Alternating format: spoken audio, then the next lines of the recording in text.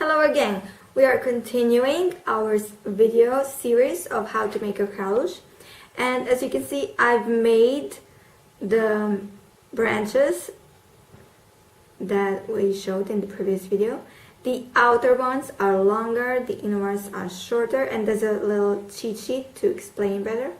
So when you look at these branches, each one at the end has 3 little threads coming out. Now, the ones that are mostly on the outer side have more beads on them. So if I were to look the longest big branch on your left side, the thread that is mostly on the left, I have to put on 7 beads on it.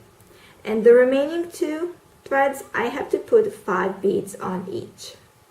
Same thing with the big branch on the other side. This is your right side.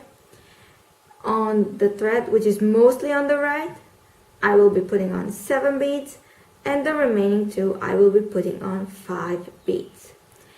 Now when I look at the inner branches, they also have 3 threads coming out of them. The thread that is closest to the big branch, I have to put on 5 beads on it. And the remaining 2 threads, I will put on 3 beads on them. Same thing on the small right one.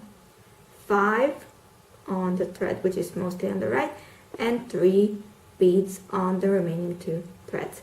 So I've started, so you can see the outer one, see, has 7 white beads, mostly on the outside, and the remaining 2 have 5. Now when I put on those 7 beads, the last one I have to stop. If you don't know how to stop it, please look at the video previous to this one where I showed it to you. So I have to stop each little branch.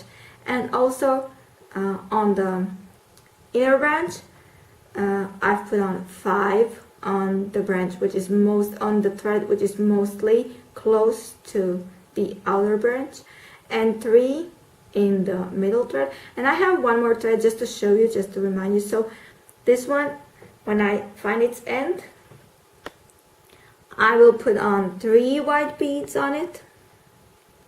I'll do it here so you can see. So 1, 2, 3. Okay, no, you don't need me.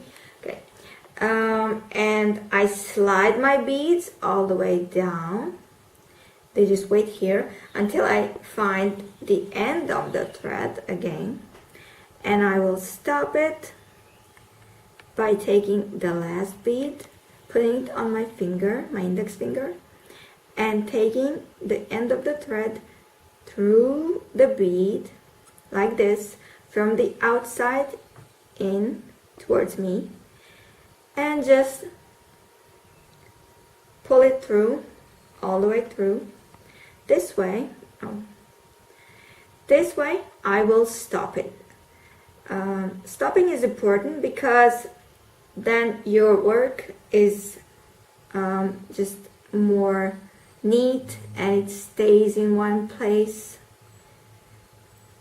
Some very experienced craaloosh makers don't use as many stops, but I suggest you stop on each of the segments that I'm showing you in my videos.